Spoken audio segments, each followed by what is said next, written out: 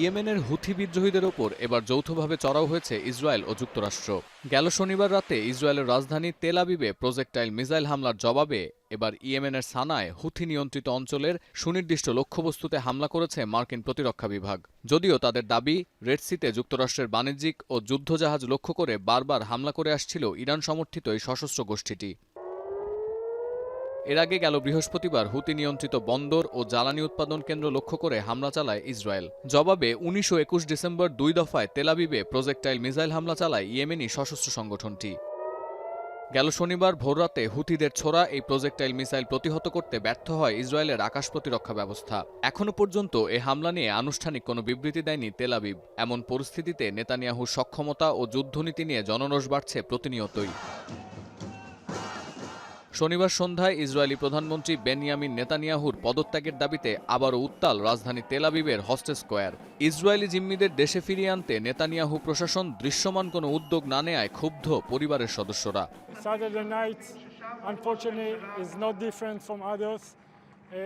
They are talking, but there is no real progress. We listen from, we get all kind of messages, and we don't know what to believe anymore. এদিকে অধিকৃত পশ্চিম তীর ও গাজার দক্ষিণাঞ্চলীয় নুসাইরাত ও দেইর আল বালা শহরে অভিযান জোরদার করেছে ইসরায়েলি প্রতিরক্ষা বিভাগ।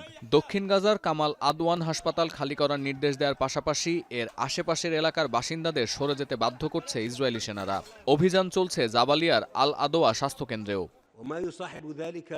এমন বাস্তবতায়ও গাজায় যুদ্ধবিরতি কার্যকরে মিশরে আলোচনায় বসেছে হামাস, ইসলামিক জিহাদ সহ কয়েকটি সংগঠনের প্রতিনিধি দল।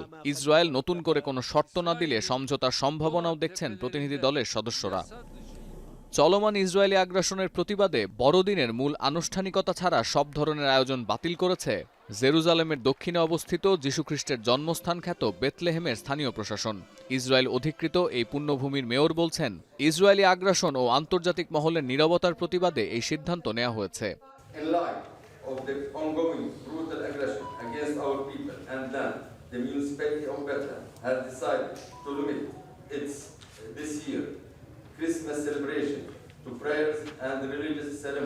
আর ভ্যাটিকান সিটিতে বড়দিন উপলক্ষে দেয়া বার্ষিক ভাষণে গাজায় চলমান ইসরায়েলি আগ্রাসনের নিন্দা জানিয়েছেন পোপ ফ্রান্সিসও।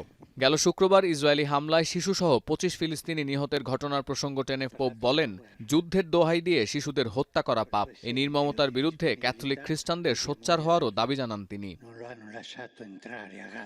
সতীর্থ কর্মকার, এখন বিশ্ব।